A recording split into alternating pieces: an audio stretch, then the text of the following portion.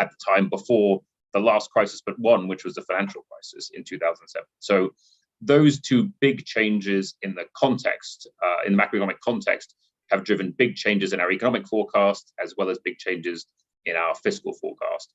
The big change in the economic forecast is that much higher inflation, getting up to 11% this year, a 40-year high, puts a big squeeze on households. And despite the fact that you've got the energy price guarantee taking a share of the higher energy prices off households, we still think that that increase in energy prices is going to be enough to tip the economy into recession, because households, because they have to spend so much more on energy, pare back their consumption of other goods produced in the UK economy, bearing in mind that half the energy that we consume comes from outside. They spend less on other things being produced here in the UK. That tips us into a recession, which we think is going to last around 5 quarters, with a peak to trough fall in GDP of just over 2%.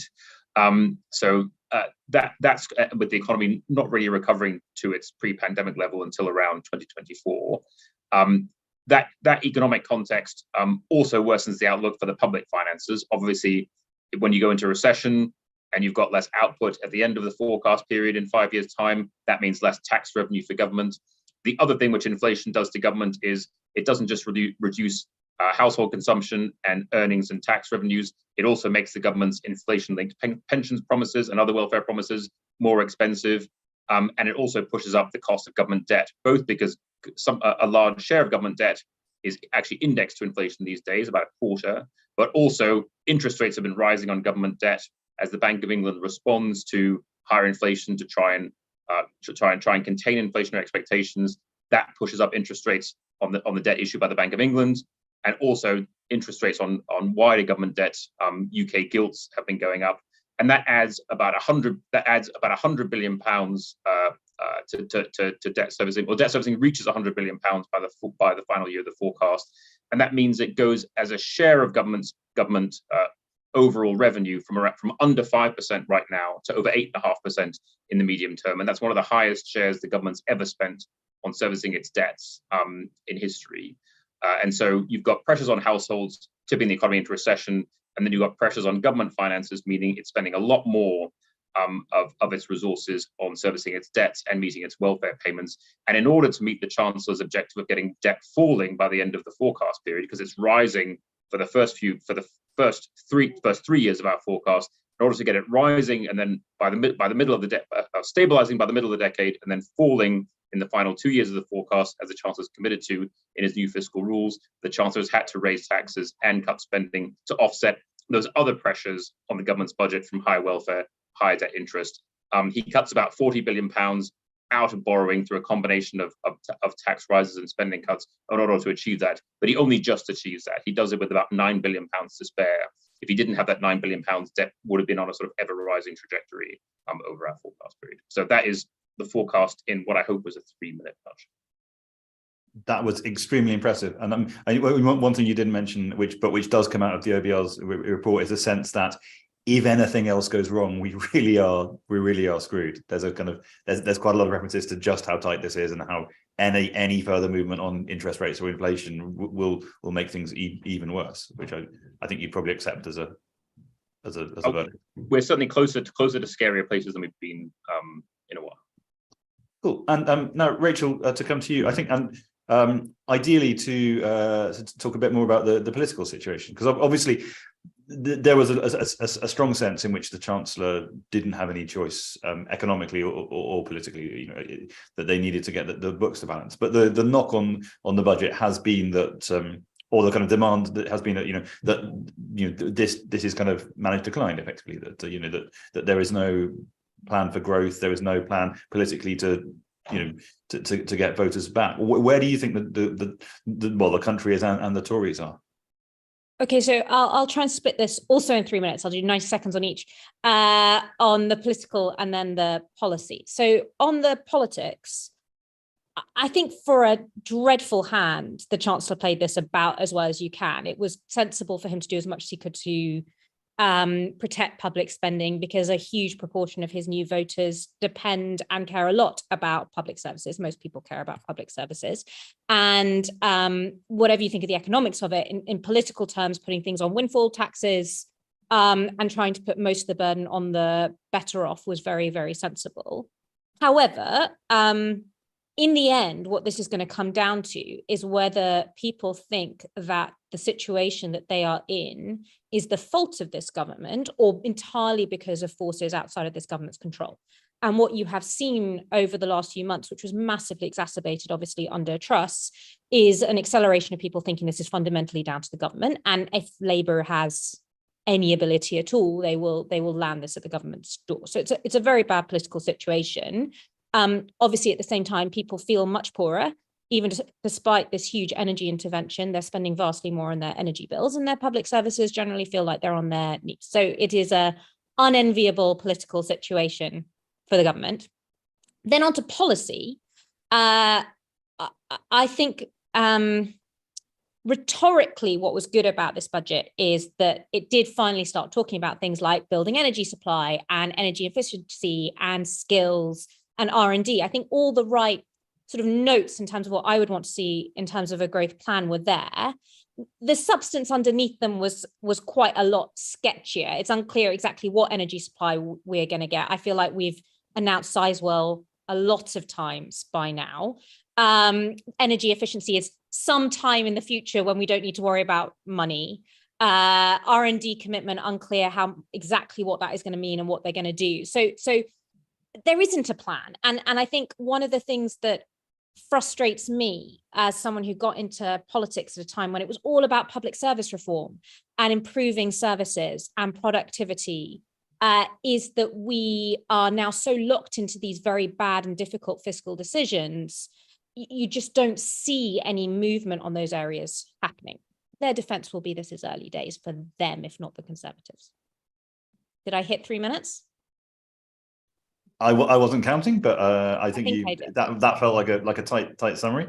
Let's see if we can give that. Jaja, I mean, NISA have been, one, along with actually many sort of economic commentators and think tanks, have been sort of fairly positive about the autumn statement within the, as Rachel said, the awful context yes. we were in. I mean, so what are your takeaways? Thank you, Robert. Thank you for inviting me. And always a pleasure to come along to a CPS event. I mean, very briefly, clearly, the autumn statement was itself a function of the catastrophe that we saw in September. It wasn't an independent set of decisions that were undertaken. We're very familiar with the events around the 23rd of September that I suspect will make for a number of PhD theses in time to come. Don't do it this way. That's what the IMF was using the opportunity to tell the rest of the world what to do after the events of September the 23rd. Don't have monetary and fiscal policy in conflict with each other about the fundamental constraints that growth has to face up to. You can't raise long-term growth quickly. That's why it's called long-term growth. You can't have an unfunded fiscal intervention that adds 3% of GDP, which was our calculation, towards the end of September, when the economy is already inflationary, in the sense in which the trajectory of demand looks like it's over and above the trajectory of supply. Things will very quickly unwind in global capital markets. So we know that. The result was that whatever came next had to be fundamentally orthodox in a neoclassical sense. And I've got no objection to that at all. I firmly think that fiscal and monetary policy ought to adhere to fiscal sustainability in the first step, and monetary policy ought to adhere to price stability in the long run. So that's not an issue at all. And I think it was very helpful in some sense to re-establish that notion of orthodoxy. But what it meant as far as the autumn statement was concerned is that how will we gauge that orthodoxy has been met? Well, the only thing that could have been done, given the dialogue that had gone on over the previous four or 5 weeks, was to ensure that whatever debt trajectory we had as a result of responding to the shocks that Richard had talked about, is that it had a negative slope 5 years hence. So one thing we'd welcome was an expansion of the horizon over which debt was adjusting formally from 3 to 5 years. That's a much more sensible horizon than something pinned to a parliamentary term. Much more sensible to talk in terms of business cycles, and 5 years is a fairly sensible time to think about those things. So the outcome, or the lines that Richard showed last week, were entirely the ones that we expected, with debt falling somewhat at the end of the forecast horizon.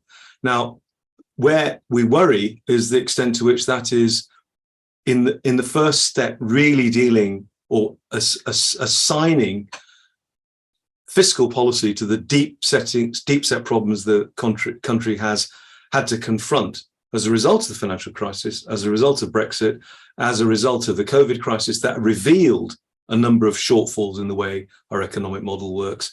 And now, again, in terms of trying to reduce debt as a share of GDP in the very long run. Again, there's nothing wrong with that. But alongside that, we've got to ask what set of fiscal interventions do we need to help get the growth rate of the economy up over the medium to long run. And one of the unfortunate things we've seen as a result of the autumn statement is that the real level of public investment is going to fall somewhere towards 2% over the forecast horizon. We all know that the level of public investment to GDP has on average been around 1.5% over the last 40 years. It's not enough to move that around as a result of an inflation shock. Now, to be clear, that doesn't mean that we think public investment is the only way out of the low growth productivity puzzle that we've got, but it's an important ingredient that would support business investment, R&D as well. And so I think we're worried ultimately about whether economic policy is being directed at the things we really need to worry about, rather than, and Richard will forgive me here, meeting an arbitrary target that had to be achieved because of the failures of the previous 6 weeks. And I think I'll stop there rather than going on. I'll try and keep the 3 minute limit. No, fair enough. No, thank you everyone for being so tight. And I think that actually introduces another element which we were going to consider later as to whether whether delaying some of the pain rather than front loading it was a good plan. But Henry, the Economist has been it's been doing Britain down recently. It's been publishing a sequence of articles which haven't been entirely flattering to this country. So has the autumn statement turned things around? Is is sentiment positive again, or are you guys still on the hawkish side of things? Well, just in terms of growth, I would say that the autumn statement hasn't materially changed anything we've been arguing about Britain's growth trajectory being very poor. But I'd like to start a little bit actually by talking about the fiscal position, because I think I would strike as you say, a more hawkish note than some of the other panelists on this. If you step back and look at Britain's trajectory over the past 15 years, what's really happened is that we've had three shocks: the global financial crisis, the pandemic, and now the energy crisis, which have caused the debt to GDP ratio to successively ratchet up from 35% of GDP before the financial crisis to close to 100% by the end of Richard's forecast period. And if you step back, even with the course correction that we've had on account of the mini budget triggering that bond market rebellion, I still think we're in a world where we've seen a clear drift in fiscal policy towards a more relaxed attitude to borrowing. Now, that might have made sense in the late 2010s world of low interest rates, when economists were really rethinking whether balanced budgets, stable debts were necessary. We're pointing to Japan as an example of what might be possible in the low interest rate world. But all that makes a lot less sense in a world in which interest rates are rising because central banks are having to fight inflation. So for all the austere rhetoric around this autumn statement, we mustn't forget that the fiscal rule, as Jagjeet was saying, has been relaxed. We mustn't forget that for all the claims of tax increases before the election, the government has actually kept half the Truss tax cuts. So if you look back to before the Truss government, then you've actually had no real net tax increase, or at least not one that's coming in until after the general election. You've just had the abolition of the national insurance rates going up and some other tax rates going up instead. So there's been no real attempt on tax to fill the fiscal hole that has opened up, as Richard said, because of the energy price shock and because of the higher debt interest spending. So if you take, say, an 18-month window, what are the changes in British policymaking that you've had? You've had an expansion of promised social spending in the form of the social care cap, albeit now delayed by 2 years, but I do think that's going to come in. You've got massive public spending on universal energy subsidies, which lack any sophistication in their design, certainly compared to what we're seeing in some places such as Germany. You've got tax increases that, if you net off what was kept from the Truss budget, are are not really kicking in until after the general election. And by the way, if you expect fuel duty not to go up in March 2023, then we may really be in a net tax cut world relative to then. And you've got continued upward creep in pension and healthcare costs, in part because of the triple lock on pensions. So that really doesn't seem like belt tightening to me, as opposed to a country that's gradually losing its sense that growing transfer spending has to be paid for and is letting public services, government departments, and the public finances bear the brunt of that unwillingness to confront the reality of public finances in the 21st century with an aging society. Now, that's understandable, perhaps given the really bleak outlook for living standards, but it's worrying from a fiscal perspective if you care about preserving the fiscal firepower for the Treasury to deal with real moments of crisis, like what we saw in the lockdown, where you have to come in with a massive fiscal bazooka that simply might not be available to you next time if this ratchet effect continues in every crisis and you never consolidate. So I'm quite pessimistic, but the one note of optimism I'd introduce is that I do think some of the gloomy forecasts that have dominated the headlines from both the Bank of England and in the OBR's forecast, they are conditioned on the financial markets expectations for interest rates, which are really quite hawkish. And that combination of a market implied interest rate path plus a model that says there's going to tank inflation to well below the Bank of England's target and cause a recession, it's very unlikely that you actually end up with both those things. Because I think if that is where inflation's going, then you're going to back into a low interest rate world because the Bank of England won't have to be so hawkish. So there's a sense in which pairing the models for growth with the market expectations for interest rates lands you in a very pessimistic place on the public finances. So that's the one note of optimism relative to the forecast there. But in general, I'm concerned about that ratchet effect. Thanks so much. And a reminder, if you want to ask some questions, please pop them in the Q&A and we'll move to them as soon as we can. But I wanted to pick up on that point of Henry's, because it feels like effectively we're seeing two things sort of almost collide: as various short-term crises, and as Henry said, this kind of long-term trend towards an increasingly low growth and an increasingly unaffordable state. The Economist actually did some really interesting polling recently where they asked people, would you rather spend more on healthcare and pensions or infrastructure and science? And I think it was 80-20 towards healthcare and pensions. Of course, even though spending, investing in infrastructure and science is probably, the way you get the money to actually spend on healthcare and pensions. It feels like there are sort of long, and likewise, I've just spent most of today and the last few days fighting with people on Twitter about the Tory, a substantial chunk of the Tory party's refusal to build houses. It feels like, without putting words in other people's mouths, it feels like part of this is about our sort of unwillingness to sort of prioritize growth, but also to accept trade-offs and to sort of work out what kind of state we can actually afford. Is that? I mean, please go in whichever order you feel inspired to contribute. I've got a brief response, if I might. Henry's quite right. The escalation of public debt as a share of GDP, if we just put Ukraine on one side during peacetime, is incredibly worrying. But it's an interesting question as the extent to which that increase in public expenditure that hasn't been matched by an increase in output is responding to people's preferences in terms of where or the level of provision of public services that they want. And the real surprise has been the denominator, that real GDP is some 20% below where we anticipated half a generation ago. That's because of the productivity issues that we've been talking about. It's all about, in a sense, the lack of investment in human capital and physical infrastructure over a very long time. So it means that we've ended up with a level of expenditure that people want, but the underlying denominator hasn't risen in lockstep. And so the puzzle that has to be solved is how do we get that denominator up without further undermining the fiscal position in terms of there being ever higher levels of debt. And that seems to me the number one problem the UK economy faces.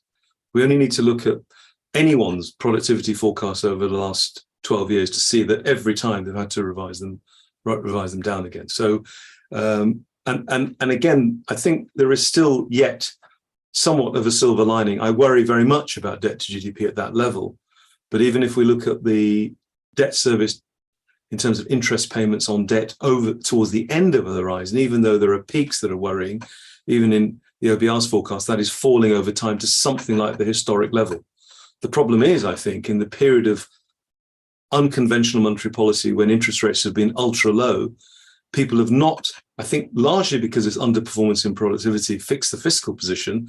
They've just gobbled up more debt, whether that's households or the public sector. And getting our way out of that kind of conundrum is the problem that we very much face. But I also do think, along with Henry, that interest rates will not rise to the extent suggested by the recessionary forecast. To be clear, this is not a recession that we're facing in terms of a collapse in demand. This is a contraction in economic activity because the inputs that we use in order to produce things have gone up so much in price. So it's a shift from one equilibrium to another. Sorry to use that kind of language, but it's not that kind of recession. If you can't use a word like equilibrium on a CPS, I'm sorry, but too many people are talking about this as a 1992 type, 1992 type recession, but it isn't. The economy must grow more slowly for a considerable period of time because we're net importers of energy prices that have gone up. So in other words, this huge terms of trade shock makes us poorer. The problem we face is the distributional consequences of it and how quickly we get to that poorer. Although it may also have demand implications. No, sure. There is some demand element, but the demand is secondary to the actual impact on the activity in our economy. And that's, framing it that way gives you a very different story to the one where it's some recession caused by interest rates that are too high. Bank rate at 3% is not high when inflation is 10%. Richard or Rachel, anything you want to comment on there? I think you're right that what you're seeing is two things, one of which to some extent masks the other, which is there's been a big shock to the UK economy just from having higher energy prices, which the government has spent 100 billion pounds over the next 2 years to try and address to support households through. But the other thing which is happening in the background is it's almost like, outside of producing our 5-year forecast, we produce these sort of 50-year projections which show what's going to happen to the public finances as society ages, as pressures put on public finances, as interest rates normalize. And it's almost as though you've sort of you fast forwarded a decade on those underlying projections alongside having this shock hit the UK public finances, because what you're seeing is pension promises getting more expensive. You're seeing a higher debt stock with interest rates normalizing, that getting more expensive. And then also the government putting some more money into the health service to keep it, to try and deal with the pressures being put on that. And the economic shock made more difficult by the fact that we lost a whole bunch of workforce during the pandemic, which looks like there was a strong element of early retirement there. So it is almost as though you sort of fast forwarded on some of those sustainability issues that we faced even before we went into this crisis, and those have also come home to roost in terms of higher costs for governments. And what have they done faced with these higher sort of quasi non-discretionary pressures? Well, they've raised taxes, which is one of the things which people always said governments were going to do when they're faced with long-term fiscal pressures, and they've cut discretionary spending elsewhere. So other parts of the public sector didn't get any top-ups over the next few years to deal with inflation, and then over the medium term, they're the bits of the public service which are going to face spending reductions, some of which in real terms. And the bit of the budget which takes the biggest hit is the capital budget, the investment budget, the bit which in principle is what delivers you better, more dynamic and faster growing economy in the future. Yes, although as Jacket pointed out, less so. Still, disappointingly so, but still kind of coming to rest above the long term average. Yes, that is true. Rachel, anything from you on this?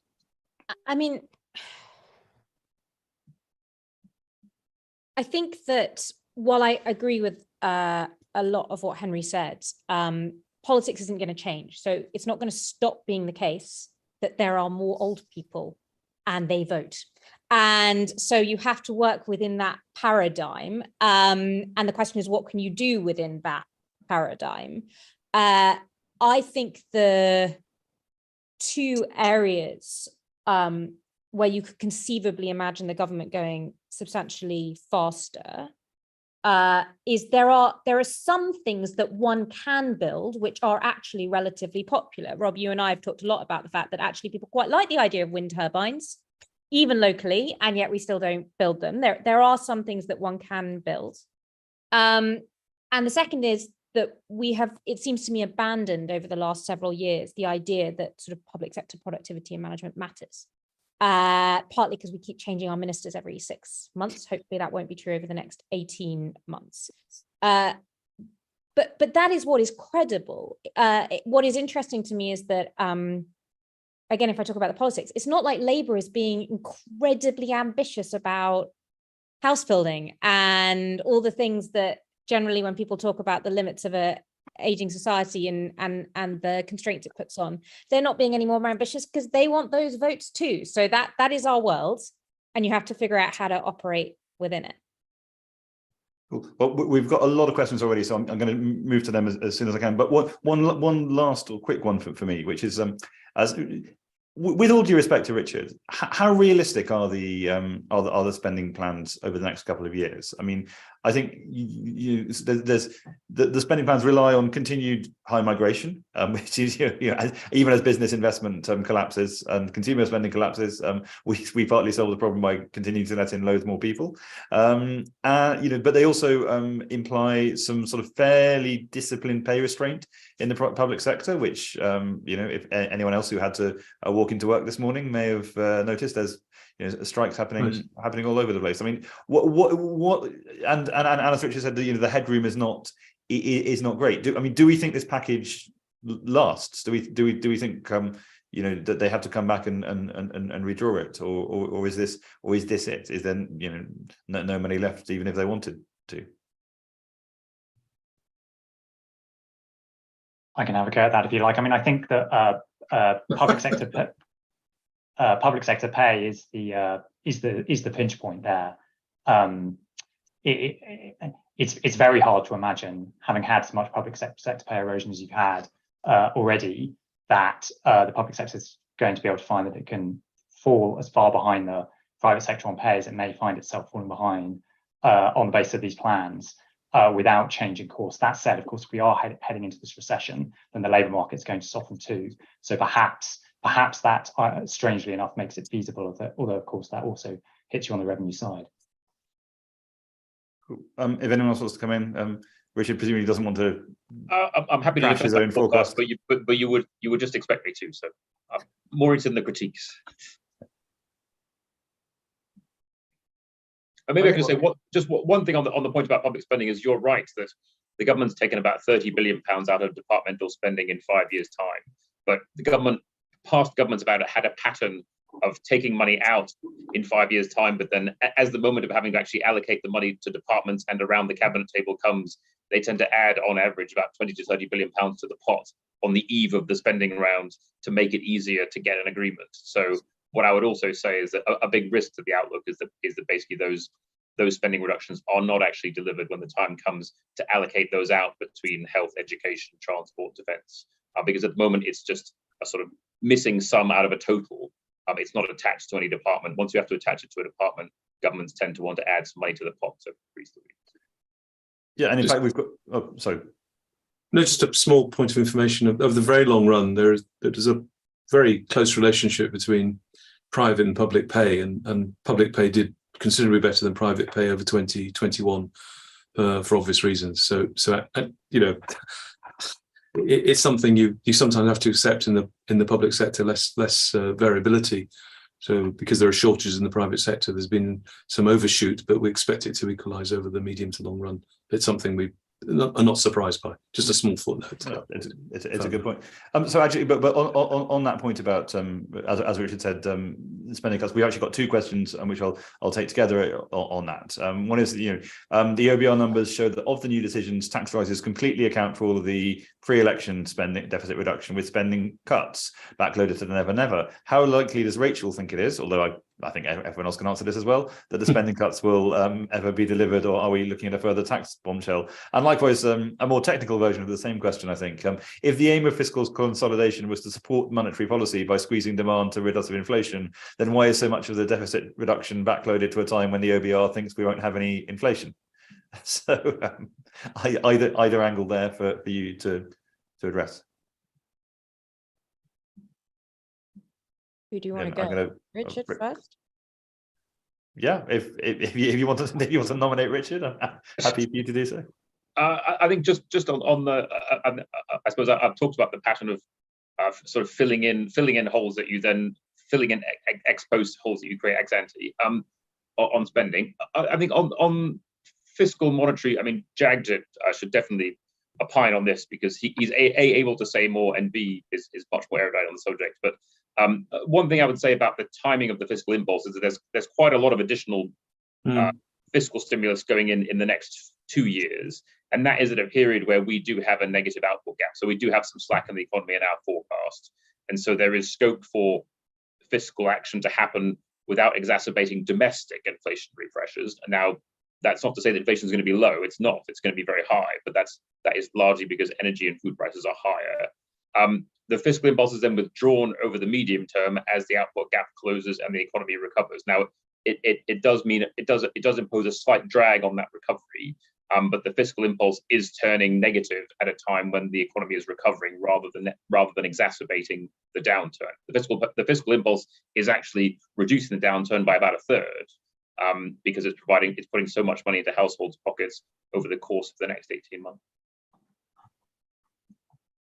I mean, actually, Richard put it extremely well. The only thing to add is that this shock that we're facing, the energy price escalation, despite, as Henry said, is an incredibly blunt way of dealing with it, there are much better ways of dealing with it. We've argued since September for a very different form of price cap that would only support the very poorest, not everyone. But even in the way that it's set up right now, we are providing distributional support for households who would otherwise be in terrible trouble over the next couple of years. So it seems to be entirely appropriate to offer those levels of support and withdraw them as we think the impact of the shock fades, because we've adjusted to those higher levels of energy prices. So it does seem an appropriate direction. I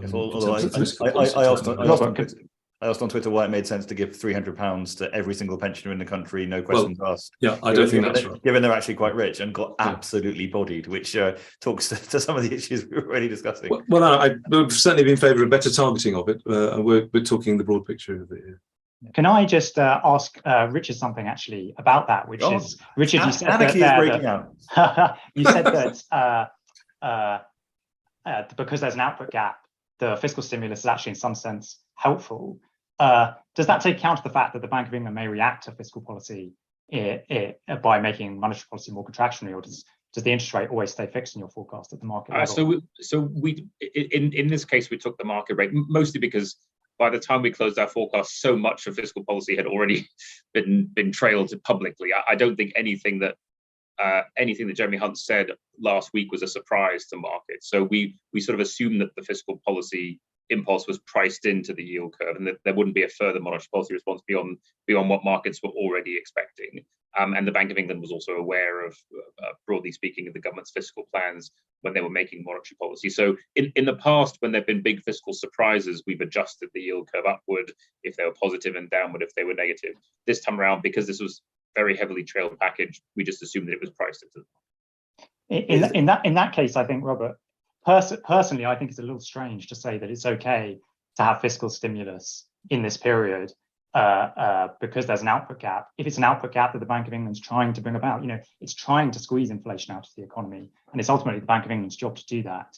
So it seems to me that you still do have fiscal and monetary policy working in conflict with each other a little bit if you've got interest rates squeezing the economy, and then you're saying, well, because interest rates are squeezing the economy, that means fiscal stimulus is legitimate. I mean, that's not what the economic textbooks say. No, but you're right to an extent, Henry. It really depends upon whether people are hitting an actual budget constraint. So we've got some work that suggests that there could be anything up to a third of households are going to find themselves unable to pay their bills, and in that world, providing some support will prevent a broader set of potential bankruptcies or failures to pay mortgages that would amplify the downward effect. Now, I appreciate that's not in Richard's models, but it's the back of our mind if people are hitting some sort of corner solution where they cannot proceed to act as economic agents. And in that sense, providing support is sensible once you move away from that kind of, I shan't say simplistic thinking, but just allow there to be some point at which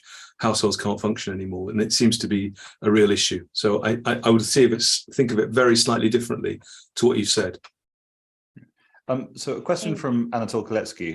Can I come in very quickly on this? Go. I mean, other than say that if they hadn't done some energy support package, there wouldn't be a government anymore. It would have fallen. But It seems to me that some of these questions are like, is the budget smoke and mirrors? Sorry, autumn statement. Like, when has it ever not been? Like, it's obviously that there is no point in which you go back to these budgets and forecasts and the world has emerged precisely as they outlined. And what is particularly strange about this one, or inevitable about this, is it is in some senses binding a future government which is very unlikely to be conservative. So of course it is not going to emerge as predicted, particularly on the spending side, but it never does. And it seems to me that what this was geared towards doing was trying to bring back some measure of credibility after it was proven utterly catastrophically a couple of months earlier that markets really matter, and that there are terrible consequences if you don't have that baseline credibility. That's what this was about, and it achieved that aim. Everything else is going to change. It always does. Feel free to tell me I'm wrong, but like, when is it not? Yeah, no, fair enough. Question from Anatol Koletsky, familiar name to many people, veteran economic commentator. Richard, if you assume that inflation will stabilize at 4 or 5% instead of 2%, and that real interest rates remain negative, say 1%, say minus 1%, how does that change the fiscal outlook? Personally, I find this much more realistic than the assumption of that we'll all be back in lovely 2% inflation within the next 3 or 4 years. In other words, yes, what happens if the bank doesn't succeed? So it partly depends on what kind of inflation you get. In the sorts of inflation that we are experiencing right now is particularly bad for the UK because it's driven by the price of an imported good, which is an essential for us. So and that means it hurts the economy, but it doesn't help the public finances. That's why inflation is far outstripping earnings and making us poorer, and is also making the government poorer. Because it is getting all the cost in higher pension costs, but it's not getting the benefit in higher tax revenue from higher wages, or not all of the benefit in higher tax revenues and higher wages. So it's that differential between what we're paying for energy and what we're getting in wages that is making the big difference for households and governments. If the higher inflation is gas driven, then that has a very big and direct impact on the government because of the energy price guarantee. If energy prices went back up to their peak that we saw over the summer, for whatever geopolitical reason, that would add around £15 billion to borrowing this year, about £40 billion to borrowing next year. And most of that is because that just makes the energy price guarantee much more expensive, because basically households' liability is now capped, but the government's are not. If you think that, and then if higher energy prices persist for the long term, then that has an impact on the potential output of the economy as a whole, where we estimate that basically for every 10% rise in gas prices, you lose about 0.1% on potential output. And we've had a lot more than the 10% increase in gas prices, right? We've seen gas prices quadruple since pre-pandemic times. So it has an economic consequence in the long term. And for the government, it can have a very nasty effect fiscally in the near term, because it's promising all households, well, not all households, but on average, it's telling households prices are not going to go above 2,500 this year and 3,000 next week. Anyone else want to come in on that, or I can move on? Cool. Well, a couple of questions, and I think, Richard, you may recuse yourself from these questions, given given your official role. A couple of questions about whether the Bank of England got it wrong.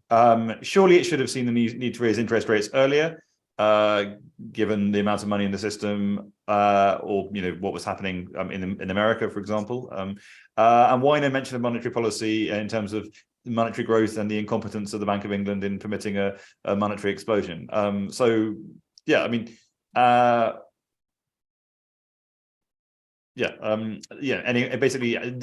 think there's a lot.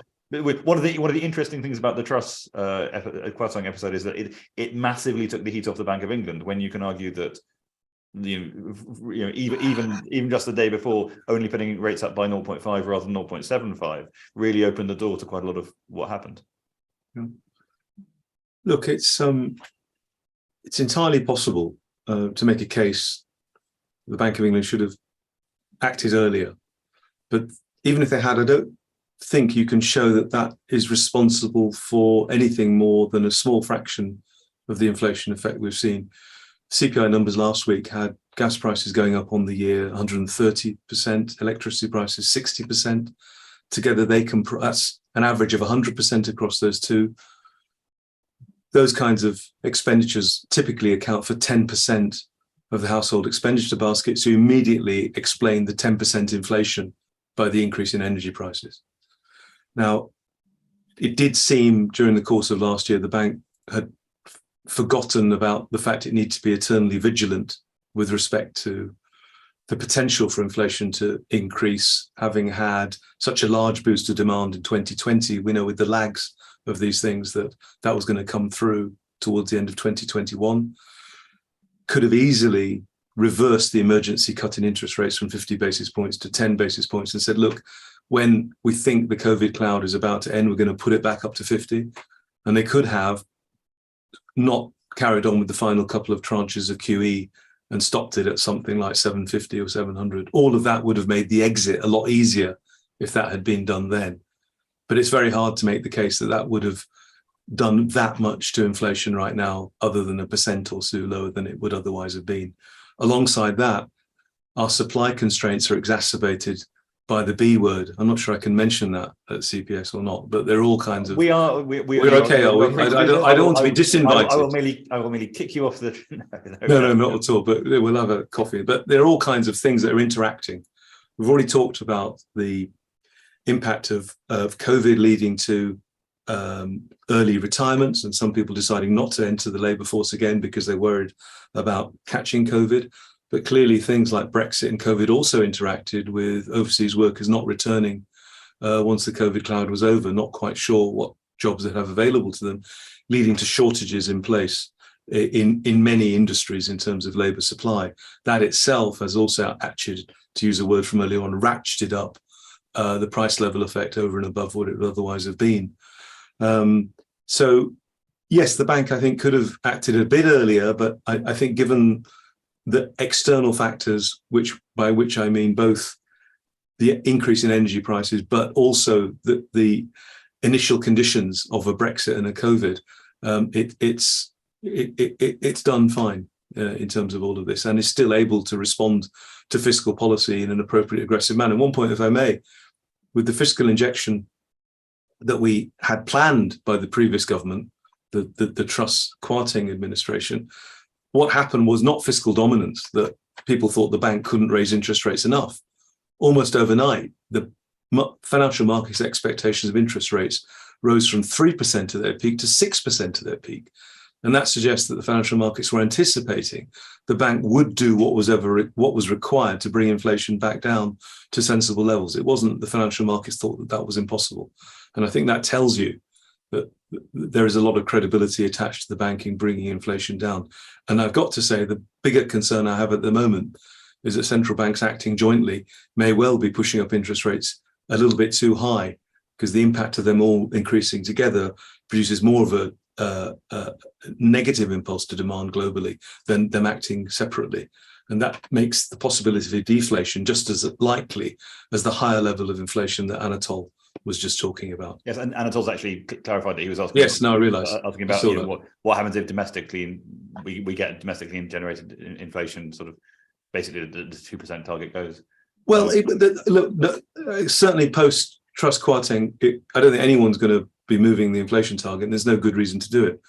The appropriate monetary policy response is to bring us back slowly to 2% inflation, not too quickly. And I think that's part of the bank's strategy as well. We don't particularly want to generate a much higher recession, and that's the recession in the world in which I mean it, which is demand is forced down in order to bring inflation down too quickly.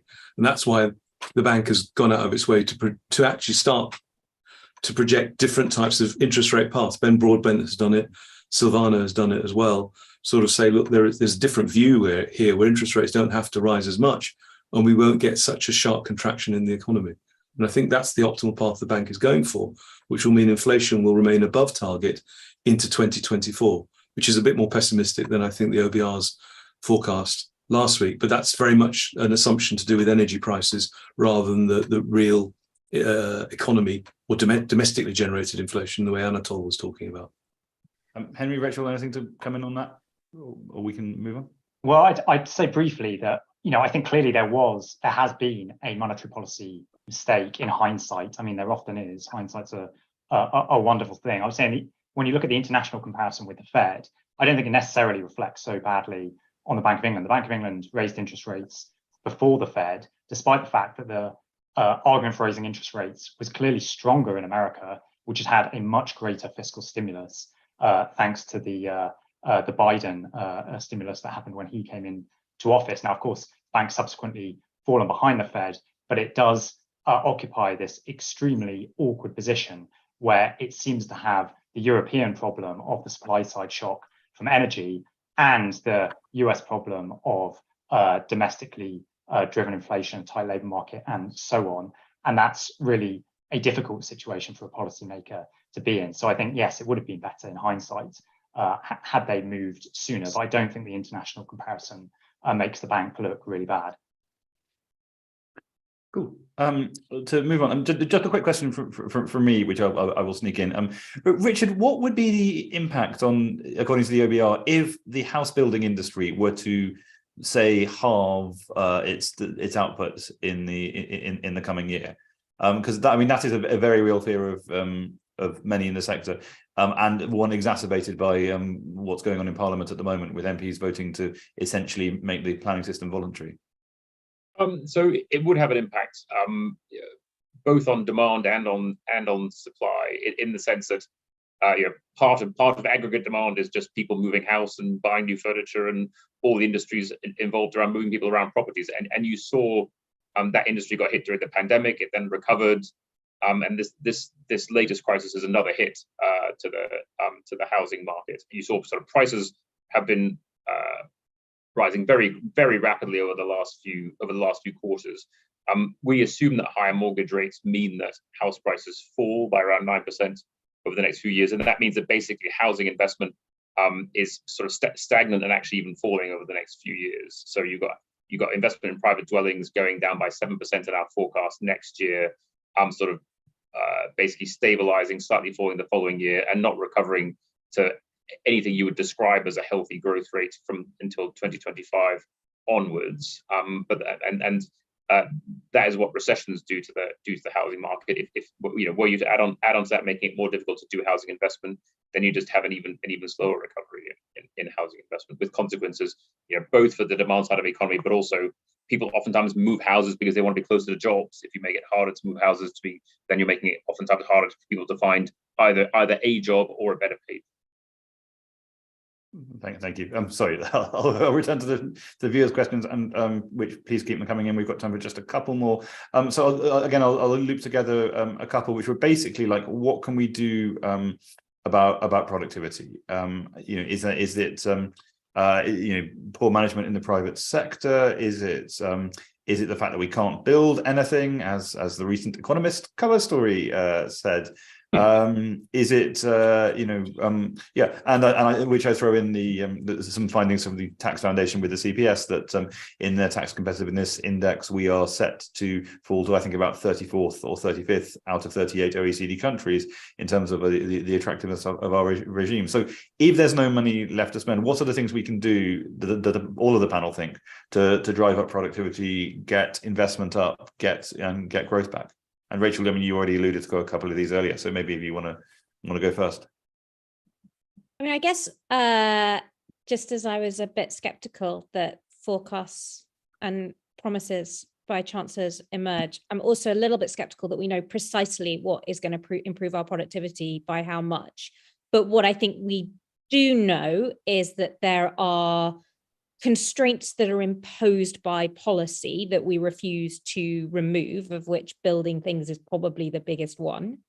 And that we have, I think one of the only kind of achievements of this government in sort of serious policy terms is to come up with a proper dramatic skills policy, but they have yet to implement it. And as I said earlier, that because there's been sort of endless churn, we've stopped managing anything in the public sector. So I guess I'm just going to end up repeating what I said at the beginning, which is there are some very obvious things that we are choosing not to do that would almost certainly improve people's lives by having housing, and enough energy supply, and probably do something for the economy and productivity, I don't think you can measure exactly how much, but you can identify where the state is behaving suboptimally. Henry? Richard, sorry. I can go next. I'm very pleased you've asked this question, because we've just put out, alongside the autumn statement, a paper on the supply side of the economy, how we think about it, how we analyze it, and how we forecast it. Can I ask, was that commissioned under the previous government? Because one of the more amusing moments in reading the OBL thing was the opening paragraph, where you basically just made it very clear that you've been doing an awful lot of work over the last few months, and you'd all rather like things to settle down a bit. So it was a piece of work which we'd actually initiated some time ago, and it was not commissioned by the previous government at all. But there had been a lot of emphasis and a lot of questions about how we do the supply side of our forecast, and in particular, does it respond to policy change? Is it dynamic, or is it just static? And the short answer is yes, it does respond to policy change. But what it needs is three things. It needs effort, it needs commitment, and it needs to be sustained. And I think one of the challenges that governments face with supply side policies is that in order to affect the supply side of the economy, you have to affect three massive stocks. One is the labor supply, that's 30 plus million people. The second is the capital stock, that's 4.6 trillion pounds, or 200% of GDP. And the third is the rate of technological innovation in the economy, which is a function of what happens to the state of global knowledge. All of those things only change very slowly and over time. And we tend to focus on the flow of graduates into the labor market, the flow of investment into the capital stock, or the amount of innovation going on in a given year. Those are important, but in any given year, they are a drop in the ocean compared to the labor stock you've got, the capital stock you've got, and the sum of human knowledge that feeds into the productive processes that we have in the UK economy. So if you want to make those things, if you want to make an impact on those things, you've got to make a big effort. You've got to have a big increase in your effort to change them. You've got to sustain that for a decade or more, and then you've got to be patient to wait for the results. And none of those things are the sorts of things that politicians want to hear. But if you've only got 1 million graduates coming out of university every year, you're not going to make a massive difference to the skill level of 30 million people. If you've only got 1% of GDP being invested every year by government extra, it's not going to make a huge difference to a capital stock that's 200% of GDP. And so governments can make a difference to these things over time, but you basically need to sustain high levels of effort for long periods of time to affect those kind of big stocks. And to be honest, in this sort of statement, there was very little of that. And if anything, what you saw was the government cut back the level of investment it was planning in 5 years' time compared to what was in our plans, and that would have had a net negative effect on the public sector capital stock and the amount of infrastructure we have to support it. But in that OBL statement, were there specific things you singled out as that you think move the needle on productivity more than others, that inch that boulder a tiny bit further up the mountain? So we're definitely not in the business of providing sort of suggestions to government, but we have pointed out things that in the past have made a big difference to the supply side. And by far the biggest thing was raising the state pension age. You got an extra year of work out of the entire adult population, and that makes a huge difference to the amount of labour supply that's available. So having people work longer made a difference, and so it's things on that sort of that order of magnitude. Getting everyone to work an extra year of their life can make a difference with labour supply. Small changes to training programs, small changes to welfare programs just don't make enough of a difference to move the needle on that. Does anyone else want to come in on that one? Henry, you look like you're poised.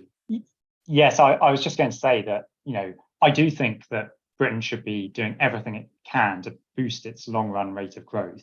But when you talk about the sort of policies that politicians talk about, you're talking about things that might move the needle a very small amount.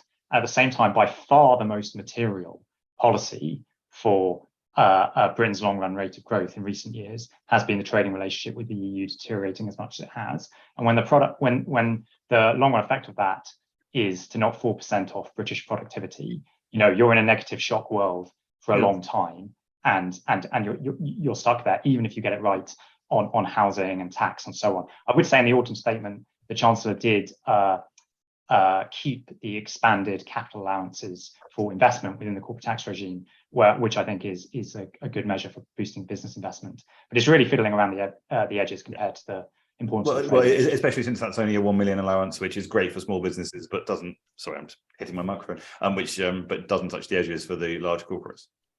Just very, yes, that's right. Very briefly, I think we've already touched on this. The whole problem is with long run growth, it's well outside the myopic horizon of any particular politician who's currently in office. And that may ultimately need institutional reform to bring about the kind of things that Richard are talking about that are very much grounded in standard economic theory and analysis. What he said is absolutely right in terms of that. But there's just one wrinkle to it, and that is, in fact, if you look at growth of London and the South East, even since the financial crisis, it's been around 2.5% a year. It's actually regions and devolved nations, particularly outside of Scotland, that have underperformed to a great degree. And that then means it's not necessarily just looking at the aggregate picture, it's drilling down to the local level, thinking very hard about localized plans, which maybe we attach some public money to, but it's a question of getting together and deciding what can be done at the local level to increase the pool of human capital, increase infrastructure, create high value firms that are providing higher levels of income that would attract people with human capital to live there, that would then ultimately bolster the level of growth in those economies. It's a very detailed set of interventions that are required. It cannot be done by the man or woman in Whitehall. And I think that's where the issue about institutional reform comes in as well, to realise that London South East is not particularly representative of what's going on in the rest of the country. And it's that that's driving down the overall level of productivity growth in the economy. Yes. Although at the CPS's annual Margaret Thatcher conference last week, Tyler Cowen made the point that that the London, Oxford, Cambridge triangle does incredibly good things for the world in terms of generating ideas, and yes, it just doesn't do such good things. I was in Darlington on Friday. It doesn't do a lot for Darlington, so I think that's the thing to think about. Brilliant. Well, I'm really, really sorry to everyone whose question didn't get asked. We could have gone on for an awful lot longer. But thank you so much to all of you for watching, and above all, thank you so much to our panelists. It's been a fascinating discussion, and I'm sure we'll continue with it. The obvious points that please sign up to the CPS's mailing list and follow us on Twitter and Facebook and all manner of things for more events like this. But thank you all so much for joining us, and thank you, and have a lovely evening. Goodbye. Thank you very much. Bye-bye. Bye. How do I leave? Oh, there it is. Thanks, Robert. Take care. Thanks.